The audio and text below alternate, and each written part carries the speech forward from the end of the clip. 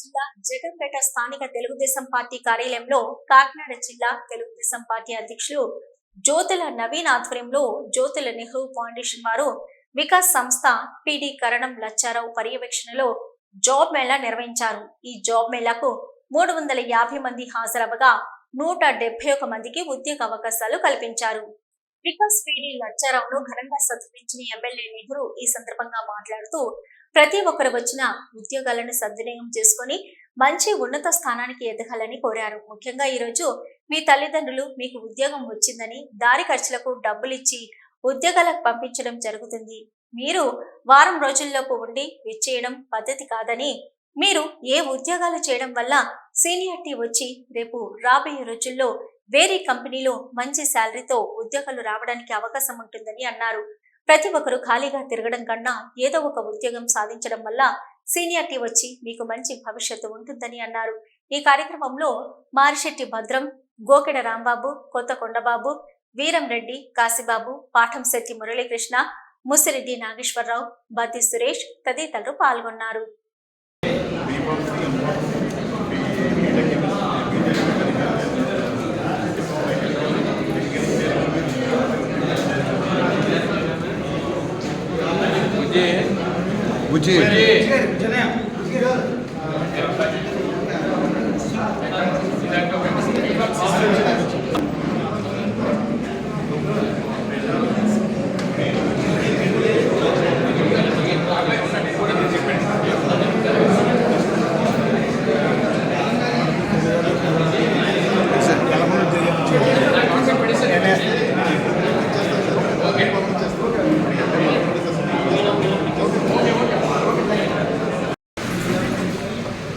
ముఖ్య కార్యకులైన కాకినాడ జిల్లా తెలుగుదేశం పార్టీ అధ్యక్షులు శ్రీ జ్యోతుల నవీన్ గారికి మరి నేను వికాసం తరఫున ప్రత్యేక ధన్యవాదాలు తెలుపుతున్నాను. ఎందుకంటే ఈ జాబ్ మీద ఇక్కడ జరగడానికి గల ముఖ్య రీజన్ ఏంటంటే ఎమ్మెల్యే గారు ఎన్నికైన తర్వాత నాకు నవీన్ గారి అప్పటి నుంచి నాకు కాల్స్ వస్తున్నాయి. నవీన్ గారు నన్ను పిలవడం జరిగింది. సరే ఏదో పని మీద పిలుస్తున్నారేమో అనుకున్నాను. ఏదో మీడియా గారు చాలా మందికి మేము ప్రామిస్ చేసాము. జగ్గంపేట కాన్స్టిట్యున్సీలో చాలా మంది జాబ్ ఆస్పిరెంట్స్ ఎదురు చూస్తున్నారు. వాళ్ళందరికీ కూడా మీరు జాబ్ మీద ఎలా పెడతారో తెలియదు.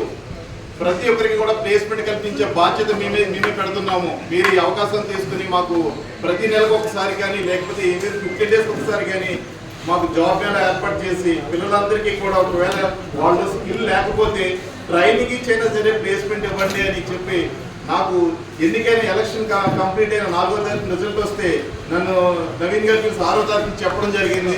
అంటే ఆయనకి ఎంత సిద్ధశుద్ధి ఉందో మీరు ఆలోచించండి. ఇక్కడ నియోజకవర్గంలో ఉన్న నిరుద్యోగుల పట్ల ప్రతి ఒక్కరికి ఉద్యోగం కల్పించాలనే తపనతోటి ఆయన తప్పనిసరిగా కూడా మీ అందరికీ కూడా ప్రత్యేకంగా ప్లేస్మెంట్ కల్పించాలని, అదేవిధంగా ట్రైనింగ్ ప్రోగ్రామ్స్ ఇప్పించాలని, ఎవరైతే సెలెక్ట్ కాలేదో వాళ్ళందరికీ కూడా ట్రైనింగ్ ప్రోగ్రామ్స్ ఇప్పించాలని, మీ అందరినీ కూడా ఒక మంచి పొజిషన్లో చూడాలని చెప్పి మన యువనాయకులైన నవీన్ గారు తప్పనిసరిగా మీ అందరిని ఉద్దేశించి మాట్లాడడం జరిగింది. ఆ ప్రక్రియలోనే ఈ రోజు ఇక్కడ జాబ్ మేళ పెట్టడం గల కారణమైంది. ఇక్కడ ఈ రోజు అనుకుని వచ్చేసి జాబ్ మేళ అయితే కాదు, దీని వెనకాల 2 నెలలు ఎక్సర్సైజ్ ఉంది. ఇది ఎందుకు చెప్తున్నామంటే మీలో ఇప్పుడు చాలా మంది సుమారుగా నాకు ఈరోజు 320 మంది వచ్చారు సార్. టోటల్గా 15 కంపెనీలు ఈరోజు పార్టిసిపేట్ చేయడం జరిగింది. సుమారుగా 175 మంది వరకు సెలక్షన్ అయితే వచ్చింది సార్. ఇంకా ఒక 20 మంది వరకు రావాల్సి ఉంది. అంటే అప్రాక్సిమేట్లీ నియర్లీ మనకి 200 వరకు సెలక్షన్ అయితే రావడం జరిగింది.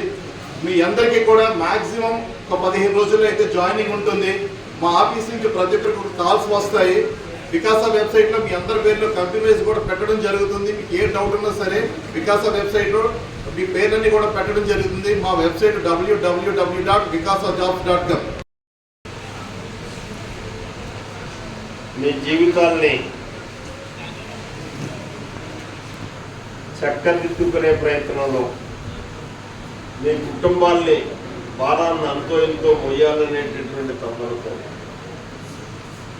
ఉద్యోగ అన్వేషణ కోసం వచ్చి ఈరోజు ఉద్యోగాలు సాధించినటువంటి సోదరీమణులు సోదరులు అందరికీ కూడా పేరు పేరున నా హృదయపూర్వకమైనటువంటి ధన్యవాదాలు తెలియజేస్తుంటూ ప్రత్యేకంగా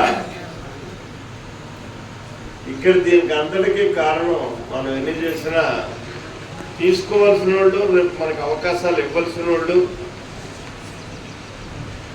18 కంపెనీ ఇక్కడికి 17 కంపెనీలు వచ్చాయి. 18వది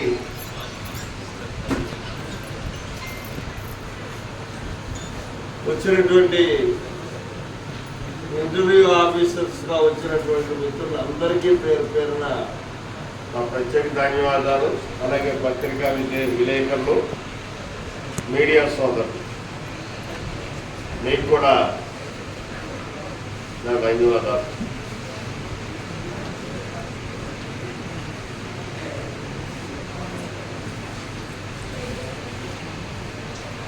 ఈరోజు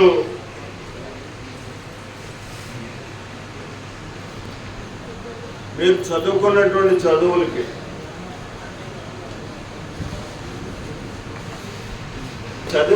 చదువులకి మీ ఆశించినటువంటి విధానానికి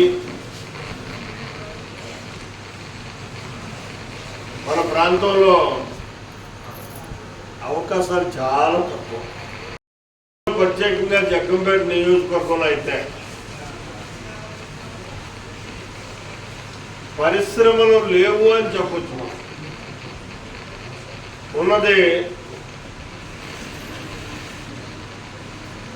ఒకే ఒక పరిశ్రమ,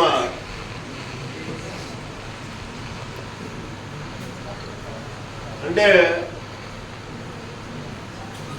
మన యొక్క అవసరం ఉన్నటువంటి పరిశ్రమ, మానవుడి యొక్క అవసరం ఉన్నటువంటి పరిశ్రమ దేవి సీ ఫుడ్స్ ఉంటాయి జగ్గంపేటలో. ఉన్నటువంటి చిన్న చిన్న ఏమన్నా రైస్ మిల్స్ ఉంటే ఒక 10 మంది 20 మంది దాని మీద పడతారు. ఈ దేవి సీ ఫుడ్స్ అన్నదానికి కూడా అక్కడ మీరు పనిచేసే పనులు, అందులో ఉద్యోగం చేతనం ఫ్యాక్టరీలో గొప్పగా చెప్పుకోవడానికి అక్కడ పని వేరు, మీరు బయటకు వచ్చి చెప్పుకునేది వేరు. రొయ్యలు వచ్చే వాళ్ళకి ఎక్కువ పని ఉంటుంది అక్కడ. ఇప్పుడు ఉన్నటువంటి పని ఏమన్నా ఉంటే నాకు తెలుసుండే ఆ కట్టినటువంటి ప్యాకెట్స్ అన్నింటినీ కూడా ప్యాక్ చేసి లోడ్ చేసేటటువంటి కార్యక్రమం. ఎందుకు నేను చెప్తున్నానంటే, ఎవరు మా దగ్గరికి వచ్చినా సరే వాడు చదువు ఏంటి అంటే బీటెక్ చేస్తానండి అంటాడు, కేవీసీ ఫుడ్స్లో ఉద్యోగం ఇప్పించండి అంటాడు. అరే మీ కేవీసీ ఫుడ్స్లో ఉద్యోగం ఇప్పితే వాడు ఇవ్వచ్చు 20,000. మీతో అక్కడ డ్రమ్ములు మోయింతాడు. మీ చదువుకి సరిపడినటువంటి ఉద్యోగం కాదు, నీకు ఎక్స్పోజర్ రాదు. సూపర్వైజర్ ఏంటని అంటాడు, ఓకే సూపర్వైజర్ ఏంటాను. సూపర్వైజర్గానే ఉంటాడు అక్కడ. ఇంకంతగా ఆ ఫ్యాక్టరీ లెవెల్ లేదు. సూపర్వైజర్ కన్నా పైగా ఉంటాడు. కొంతమంది అక్కడ అయినా ఉంటాడు. ఒక ఎండీ గారు, ఒక హెచ్ఆర్, ఒక అకౌంటెంట్.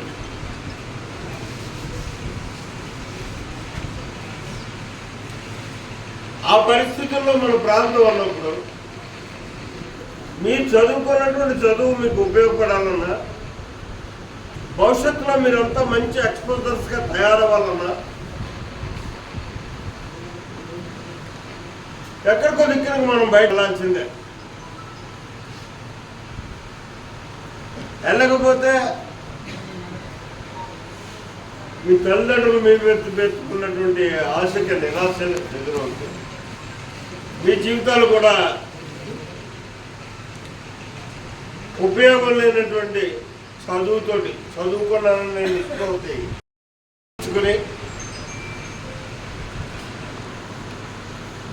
అందిపుచ్చుకున్నటువంటి అవకాశంతో చక్కగా ఈ జీవితానికి కావాల్సినటువంటి మార్గాన్ని అన్వేషించుకుంటూ ముందుకెళ్ళేటటువంటి మనస్తత్వం ఉండాల్సినటువంటి అవసరం ఉంది. ప్రత్యేకంగా మన ప్రాంతానికి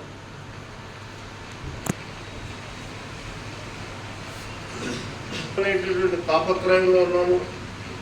ఆ ప్రయత్నం ఇప్పటికే చేయడం జరుగుతుంది. ఖచ్చితంగా కూడా తొందరలో నెరవేరుతుంది కూడా. అప్పుడు మీరు డిమాండ్ చేయొచ్చు, మీకు అవకాశాలు వస్తాయి ఆ రోజు. ఈ లోపల మీరు పనితనాన్ని నేర్చుకుని వస్తారు. ప్రాక్టికల్ నాలెడ్జ్ వస్తుంది. ఆ ప్రాక్టికల్ నాలెడ్జ్ ఉన్నప్పుడే మనిషికి జీవితానికి ఉపయోగపడుతుంది. మీరు ఇంకో ఉద్యోగానికి ఎక్కడికన్నా వెళ్ళారనుకోండి, ఇవాళ మిమ్మల్ని అడిగినటువంటి మొట్టమొదటి కూర్చొని నాకు తెలుసుండి ఇంటర్వ్యూ ఆఫీసర్స్ ఏం చేసావు నువ్వు అని అడిగారా? వచ్చినటువంటి కంపెనీలు మీకు ఇచ్చినటువంటి అవకాశాన్ని ఖచ్చితంగా మీరు వినియోగించుకోవాలి. ఇందాక నన్ను నలుగురు పాపలను పిలిచాను. వాళ్ళ నలుగురు ఒకటే చెప్పారు, మాకు నెల్లూరు కదమ్మా, తిరుపతిలో ఇచ్చారండి అవకాశం. మేము దర్జాగా వెళ్తాం, వెళ్ళి ఆవిడ ఉద్యోగం చేసుకుంటాం, పని నేర్చుకుంటాం. అక్కడితో ఆగదండి ప్రారంభం. ఇవాళ మీరు ఈ ప్రారంభం మీ జీవితాన్ని ఎక్కడికో తీసుకెళ్తుంది. మనలో ఆ పట్టుదల, పనితనం ఉంటాయి.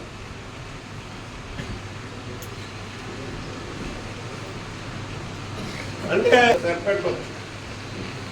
కానీ జనరల్గా ఏం చేస్తున్నారంటే, ఇక్కడ కష్టపడి మేము కంపెనీలు తెప్పించున్నాం, ఆ లక్షరాగాన్ని పట్టుకుని మిమ్మల్ని అందరినీ సమీకరణ చేస్తున్నాం, మీరు అపాయింట్మెంట్ ఆర్డర్ని తీసుకుంటున్నారు.